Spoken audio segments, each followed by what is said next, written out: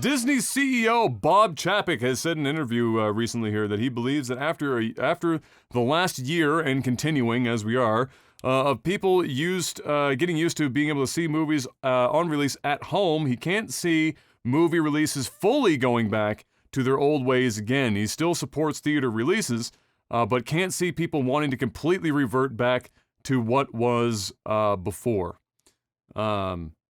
And I think that's sensible. That's kind of how I've viewed this for as soon as the pandemic kicked up, is that while I don't see movie theaters disappearing off the face of the earth, I think the way in which movies are released are liable to change because the entire market will have been partially adjusted to this style of release, and a not insignificant number of them will actually prefer just watching shit at home. There's always going to be people that want to watch a movie experienced kind of thing in a theater, and that's why the theaters will not go away. But this has definitely been, if this pandemic thing was like 6 months, it wouldn't have changed shit. But the fact that we're probably still another 6 months away from theaters being able to legitimately reopen and but not have people be fucking freaking out about it, it's probably going to change the landscape at least to a degree. What do you think?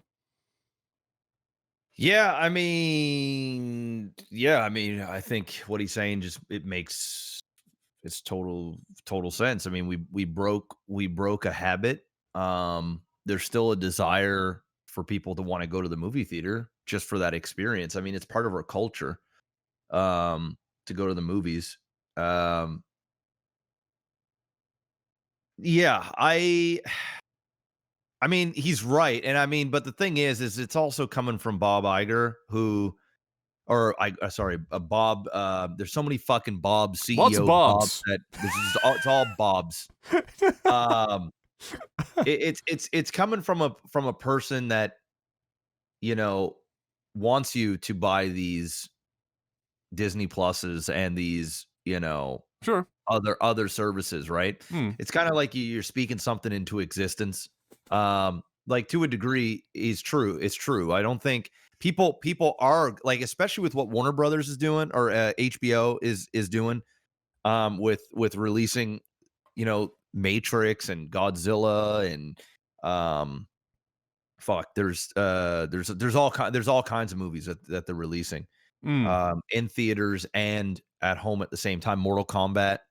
Hmm. Um, because Mortal Kombat, would be a movie that I would go and see in theater for sure. But if I have the option to watch it at home, I'm gonna watch it at home over the theater, and I'm a theater guy.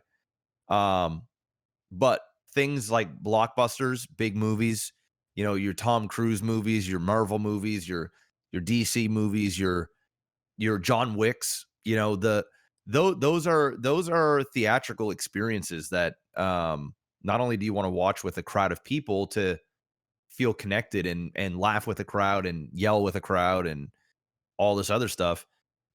There's just some movies that are designed for that. I think that there was a ton of movies that went to theater that weren't designed for a theatrical release. It just so happened that that was how you released movies. And I think that there will be some movies because I'm not saying that, say, for example, like comedies. Yeah, comedies are, in my opinion, they're not theatrical movies, but they're fun to watch in theaters because of the connectedness of that. And not only that, like, for a good date movie to go out and just laugh and have a good time. Laughing is contagious, right? So when you're in a theater with a bunch of people that are laughing, you're far more likely to laugh as well and just generally have a good time. But there are some comedies, some action movies, some dramas, some romantic comedies that can be equally enjoyed, if not more enjoyed, at home than in a theater. It caters to the ones that don't want to go to the theater, Hmm. caters to the ones that don't want to pay a babysitter and go out and spend $100 on a date night, caters to those that don't want to go out in public around a ton of people and just want to watch it at their own leisure. They want to be able to pause it when they want to. They want to be able to sit on their phone and text and surf social media while they're watching their movie without being yelled at. There's people that it works both ways. But with that being said, I agree with them. It won't be the same, but I also don't think movies will just be at home. I think at the very most, there will be a lot of movies that will be both at the same time. So it'll be released on digital and released in the theater simultaneously, or just like what we did at the beginning of the pandemic when we were a few months in, they had a smaller theatrical window of like 17 days or whatever it was. So it was like a little less than 3 weeks. It'd be in theaters and then you could immediately get it on digital. I think that's what you will get for the major big blockbusters. I don't think your huge blockbusters will release on digital and in theaters at the same time. I still think they'll have that theatrical window, but I think there'll be a lot of midline movies, your movies that have $30 million budgets, $20 million budgets that will be digital and theatrical release at the same time because they're going to make more money that way. The people that just didn't want to go to the theater can just watch it from home, or the people that had no interest at all, like I'll just wait till it gets digital, or I'll wait for it to be free on Netflix or whatever. But instead, they can just order it at home and watch it for $20 or whatever, and have it unlocked for 48 hours. There will be those people. So it's and listen, money talks. So at the end of the day, even if people want to watch movies at home, but there's too much piracy going on, which it has gone through the roof from digital releases. It's going to be all up to what the studio's making. If they're not making the money that they were making before, they will shut down these movies from releasing on digital, and they will just do your theatrical release and force people to go to the theaters. Listen, we all didn't want to go through this pandemic, and now there's going to be tons of people that don't want to go back to the theaters now that they've had a taste of watching movies at home. But if they don't have that choice anymore, you better bet your ass people are just going to go to the theater again because they're forced to do it. And that habit will come back very quickly, and that's just that. It's just like exercising. You exercise long enough, you get a habit, but the moment you fall off the wagon, it's so easy to go back into your old habits. And it just, the muscle memory of it happens, and it's your new norm again. So it's all going to boil down to how the theaters, not the theaters make their money, but the studios make their money. I think what we're seeing right now is we're seeing some strategic stuff where these studios are going, hey, we really need HBO Max buyers. Let's go ahead and release these big blockbuster movies through HBO Max and theaters at the same time so that we can get our subscriptions up. And guess what? It's working. They're getting, I think the last time I checked, they had like a big pop of like 500,000 subscriptions, and then they were up like 1 million subscriptions. And that's from these movies getting released. The question is are they still going to want to do that when theaters are open and it's at full capacity again, and they're realizing how much these blockbusters will make at home? It's just all depends on how the studios want to play to push other content, not just the blockbusters, because now they're using blockbusters as this bait and switch to get people to come in the door, and they're going, oh, you're here for Matrix, are you? Well, take a look at my wares. We've got this show and this show and that show, and it's amazing. You should check it out, in hopes that they hook you into something else, right? So right now we're in a weird place, and people are trying to figure it out. Some are failing, some are winning, some are like, we'll see. So there hasn't been any major blockbusters that have released except for Wonder Woman. And, and in the grand scheme of things, Wonder Woman didn't do that great, but it did good because we're in a pandemic. The best movie I think that is done so far is Tenet. I think Tenet is the one that made the most money so far. They made like $400 million or whatever worldwide. They're the ones, and even that was considered like a failure. Well, it's because it costs so much money to fucking make. It costs a damn fortune to make. And it is what it is. So, but yeah, the long-winded answer is, yeah, of course it's not going to be the same, but I don't think it's going to be that different either. I think it'll surprise people. I know it's really easy for people to say, oh yeah, I would rather just watch it at home. But when the theaters open back up, nothing beats going to the movies. At least for me, there's going to be tons of people that don't care, but there are millions, hundreds of millions of people that love a movie theater experience. And when people feel that again, we've lost that feeling. You know, it's like I don't know. It's like shit. What's a good example? I mean, busting some nuts. You know what I'm saying? Like, you We got so far into this podcast without one, and here we are. but I mean, like, if you got to bust some nuts, and you don't bust any nuts for a long time, you're like, you know what? This isn't December so bad. 1st rolls around after No Nut November, and you just go to fucking town. And you go to town, and that nut that you bust, you go, damn. Okay, now I remember how awesome it is to bust these nuts. And I think people are going to realize that when the theaters open again and they go and they experience it after being cooped up in their fucking houses, watching TV on their, 50-inch TV screens at home, which, is great. But I think when they get that experience again, they're going to realize, like, damn, I missed this. I didn't even think I knew I missed this, but I missed this. I think that's what's going to happen. Yeah, I think my biggest question mark, and you kind of touched on it there 3/4 of the way through, was when you were discussing some of the smaller $20-30 million films, or even those films that are in genres that aren't traditionally really major theater draw type movies.